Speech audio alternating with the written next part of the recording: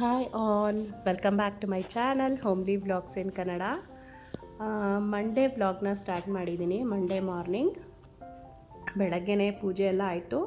ಅದೇ 9 o'clock ಒಳಗಡೆ ಪೂಜೆನ ಮುಗಿಸ್ಕೊಂಡೆ. ನೈವೇದ್ಯಕ್ಕೆ ನಾನು ಹಾಲು ಸಕ್ಕರೆ ನೈವೇದ್ಯ ಮಾಡಿದ್ದೆ. ಮತ್ತು ನಾನು ಮಂಡೇ ಯೂಶ್ವಲಿ ನಾನು ದೋಸೆ ಹಿಟ್ಟನ್ನು ರುಬ್ಬಿ ಇಟ್ಕೊಂಡಿರ್ತೀನಿ, ದೋಸೆ ಹಾಕ್ಕೊಡೋದಕ್ಕೆ ಈಸಿ ಆಗುತ್ತೆ ಮಕ್ಕಳಿಗೆ ಅಂತ. ಬಟ್ ನಾನು ಅವತ್ತು ಸ್ವಲ್ಪ ಮನೆ ಕ್ಲೀನಿಂಗ್ ಎಲ್ಲ ಸ್ಟಾರ್ಟ್ ಮಾಡಿದ್ದೆ, ವರಮಹಾಲಕ್ಷ್ಮಿ ಹಬ್ಬ ಇದ್ದಿದ್ದರಿಂದ. ಅದಕ್ಕೆ ನಾನು ದೋಸೆ ಹಿಟ್ಟನ್ನು ಅದನ್ನೆಲ್ಲ ಏನೂ ರೆಡಿ ಮಾಡ್ಕೊಳ್ಳೋದಕ್ಕೆ ಆಗಲಿಲ್ಲ. ಅದಕ್ಕೆ ನಾನು ಇನ್ಸ್ಟೆಂಟಾಗಿ ದೋಸೆ ಮಾಡೋದು ಹೇಗೆ ಅನ್ನೋದನ್ನು ಶೇರ್ ಮಾಡ್ತಾಯಿದ್ದೀನಿ. ಇಲ್ಲಿ ನಾನು ಗೋಧಿ ಹಿಟ್ಟಿನ ದೋಸೆ ರೆಡಿ ಮಾಡ್ಕೊಳ್ತಾ ಇದ್ದೀನಿ. ಇದು ಕೂಡ ಟೇಸ್ಟ್ ವೈಸ್ ಚೆನ್ನಾಗಿರುತ್ತೆ ಮತ್ತು ಇನ್ಸ್ಟೆಂಟಾಗಿ ಈಸಿಯಾಗಿ ಬೇಗ ಮಾಡ್ಕೊಳ್ಬೋದು. ಇಲ್ಲಿ ನಾನು 2 cups ಆಫ್ ಗೋಧಿ ಹಿಟ್ಟನ್ನು ತೊಗೊಂಡಿದ್ದೀನಿ ಮತ್ತು 1 cup ಅಕ್ಕಿ ಹಿಟ್ಟನ್ನು ತೊಗೊಂಡಿದ್ದೀನಿ ಮತ್ತು ಸ್ವಲ್ಪ ಕಡಲೆ ಹಿಟ್ಟನ್ನು ಕೂಡ ಆ್ಯಡ್ ಮಾಡ್ಕೊಂಡಿದ್ದೀನಿ. ಅಂದರೆ ಒಂದು ಅರ್ಧ ಕಪ್ನಷ್ಟು ಕಡಲೆ ಹಿಟ್ಟನ್ನು ಆ್ಯಡ್ ಮಾಡ್ಕೊಂಡಿದ್ದೀನಿ. ಬೇಕಿದ್ದರೆ ನೀವು ರಾಗಿ ಹಿಟ್ಟನ್ನು ಕೂಡ ಸೇರಿಸ್ಕೊಬೋದು.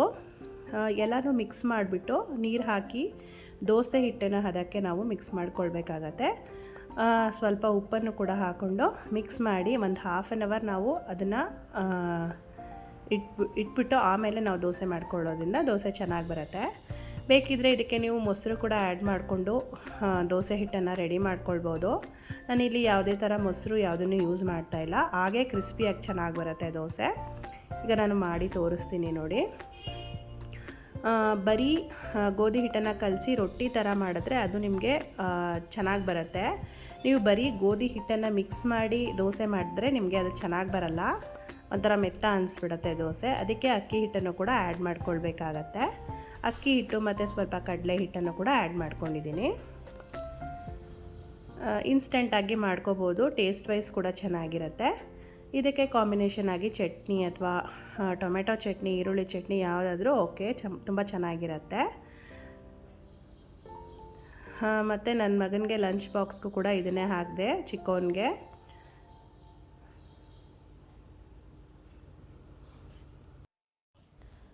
ಮತ್ತು ಮಕ್ಕಳಿಗೆ ಲಂಚ್ ಜೊತೆಗೆ ನಾವು ಲಂಚ್ ಬಾಕ್ಸ್ ಜೊತೆಗೆ ಯಾವುದಾದ್ರೂ ಒಂಥರ ಫ್ರೂಟ್ಸ್ ಅಥವಾ ವೆಜಿಟೇಬಲ್ಸ್ನ ಕಟ್ ಮಾಡಿ ಹಾಕೋದು ಒಳ್ಳೆಯ ಅಭ್ಯಾಸ. ಅವರು ಫ್ರೂಟ್ಸು ವೆಜಿಟೇಬಲ್ಸ್ನು ಕೂಡ ತಿಂದಂಗೆ ಆಗುತ್ತೆ. ನಾನು ಅದಕ್ಕೆ ಕಟ್ ಮಾಡಿ ಕಳಿಸ್ತೀನಿ.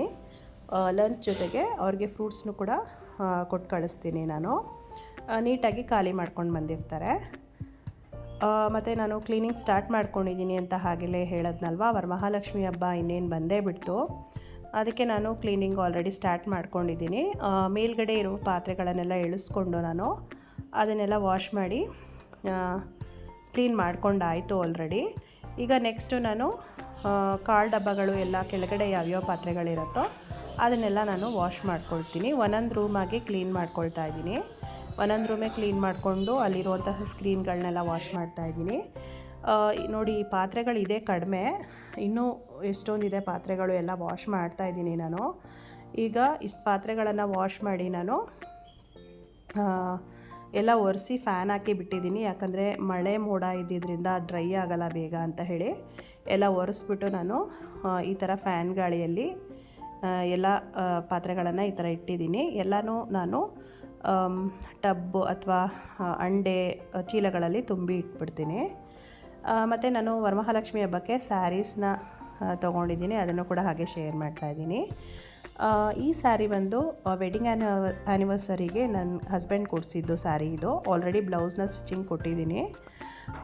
ಈ ಸ್ಯಾರಿ ಬಂದು ಗ್ರೇ ಮತ್ತು ಪರ್ಪಲ್ ಕಾಂಬಿನೇಷನಲ್ಲಿದೆ. ತುಂಬ ಇಷ್ಟ ಆಯಿತು ನನಗೆ, ಬಾರ್ಡ್ರೆಲ್ಲ ದೊಡ್ಡದಾಗಿ ಚೆನ್ನಾಗಿದೆ. ಮತ್ತು ಇದು ಕೂಡ ಅಷ್ಟೇ ಡಬಲ್ ಶೇಡ್ ಬರುತ್ತೆ ಸ್ಯಾರಿ. ವೇರ್ ಮಾಡಿದಾಗ ತುಂಬ ಚೆನ್ನಾಗಿ ಕಾಣಿಸುತ್ತೆ ಅಂತ ಹೇಳ್ಬೋದು. ಕಾಪರ್ ಝರಿ ಬಾರ್ಡ್ರ್ ಇದು. ಈ ಸ್ಯಾರಿ ಪ್ರೈಸ್ ಬಂದು 2200. ಮತ್ತು ಇನ್ನೊಂದು ಸ್ಯಾರಿ, ಇದು ವರಮಹಾಲಕ್ಷ್ಮಿ ಹಬ್ಬಕ್ಕೆ ತೊಗೊಂಡಿರೋದು. ಇದು ಬಂದು ಗ್ರೀನ್ ಮತ್ತು ಪಿಂಕ್ ಬಾರ್ಡ್ರಲ್ಲಿದೆ.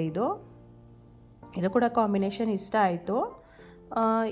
ಬ್ಲೌಸು ಕೂಡ ಪಿಂಕಲ್ಲಿ ಬಂದಿದೆ. ಇದರ ಪ್ರೈಸ್ ಬಂದು 1300.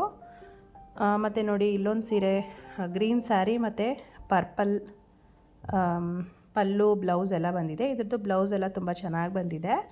ಮತ್ತು ಇಲ್ಲಿ ಕ್ಯಾಮ್ರಾದಲ್ಲಿ ನಿಮಗೆ ಅಷ್ಟು ನೀಟಾಗಿ ಕಾಣಿಸೋದಿಲ್ಲ, ಇದೆಲ್ಲ ನಾವು ಸ್ಟಿಚ್ ಮಾಡಿ ಹೊಲಿಸ್ಕೊಂಡಾಗ ಲುಕ್ ಚೆನ್ನಾಗಿ ಬರುತ್ತೆ. ಇದ್ರದ್ದು ಬ್ಲೌಸ್ ತುಂಬ ಚೆನ್ನಾಗಿ ಬಂದಿದೆ, ನನಗಿಷ್ಟ ಆಯಿತು ಸ್ಯಾರಿ. ಡಬಲ್ ಶೇಡ್ ಸ್ಯಾರಿ ಇದು ಕೂಡ. ವೇರ್ ಮಾಡಿದ್ರೆ ತುಂಬ ಒಳ್ಳೆ ಲುಕ್ ಕೊಡುತ್ತೆ ಅಂತ ಹೇಳ್ಬೋದು. ನೋಡಿ ಇದ್ರದ್ದು ಬ್ಲೌಸು, ಇದು ಕೂಡ ಅಷ್ಟೇ ಚೆನ್ನಾಗಿದೆ, ಸಾಫ್ಟಾಗಿದೆ ಮೆಟೀರಿಯಲು. ನಾನು ಸ್ಯಾರಿ ತೊಗೊಳ್ಳೋವಾಗ ಆದಷ್ಟು ಸಾಫ್ಟಾಗಿರುವಂಥ ಮೆಟೀರಿಯಲ್ಸ್ನೇ ತೊಗೊಳ್ತೀನಿ. ಈ ಸರಿ ನನಗೆ ಯಾಕೋ ಲೈಟ್ ಕಲರ್ಸೇ ಇಷ್ಟ ಆಗ್ತಾಯಿದೆ, ಡಾರ್ಕ್ ಕಲರ್ಸ್ ಯಾಕೋ ಇಷ್ಟ ಆಗ್ತಾಯಿಲ್ಲ. ಇದ್ರದ್ದು ಪ್ರೈಸ್ ಬಂದು 1000 ಸಮಥಿಂಗ್ ಇರ್ಬೋದು. ಮತ್ತು ಇನ್ನೊಂದು ಸ್ಯಾರಿ ತೊಗೊಂಡಿದ್ದೀನಿ, ಇದು ಬಂದು ಲ್ಯಾವೆಂಡರ್ ಕಲರಲ್ಲಿ ಇದೆ. ಇದು ಅಷ್ಟೇ ಕಲರ್ ಕಾಂಬಿನೇಷನ್ ತುಂಬ ಚೆನ್ನಾಗಿದೆ. ಇದು ಜೂಟ್ ಸ್ಯಾರಿ ಅಂತ ಹೇಳಿದ್ರು.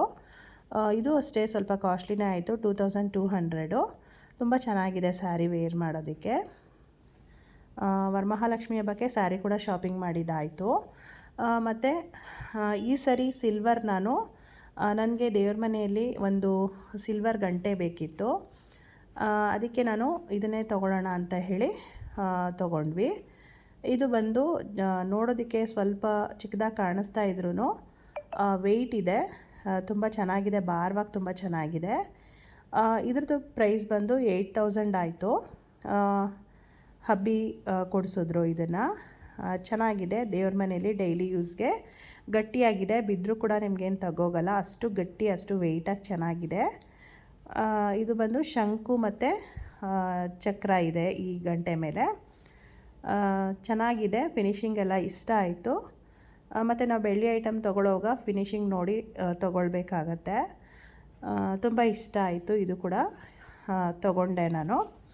ದೊಡ್ಡ ಐಟಮ್ಸ್ ಈಗ ಸದ್ಯಕ್ಕೆ ಯಾವುದೂ ತೊಗೊಳ್ತಾ ಇಲ್ಲ, ನನಗೆ ಗಿಫ್ಟ್ ಬರೋದಿದೆ ನೆಕ್ಸ್ಟು. ಅದಕ್ಕೆ ಅದು ಕೂಡ ಖಂಡಿತ ಶೇರ್ ಮಾಡ್ಕೊಳ್ತೀನಿ ನಾನು. ವಿಡಿಯೋ ಇಷ್ಟ ಆದರೆ ಲೈಕ್ ಮಾಡಿ, ಶೇರ್ ಮಾಡಿ, ಕಮೆಂಟ್ ಮಾಡಿ. ಇನ್ನೂ ಸಬ್ಸ್ಕ್ರೈಬ್ ಆಗಿಲ್ಲ ಅಂದರೆ ಪ್ಲೀಸ್ ಸಬ್ಸ್ಕ್ರೈಬ್ ಮಾಡ್ಕೊಂಡು ನೋಡಿ. Thank you.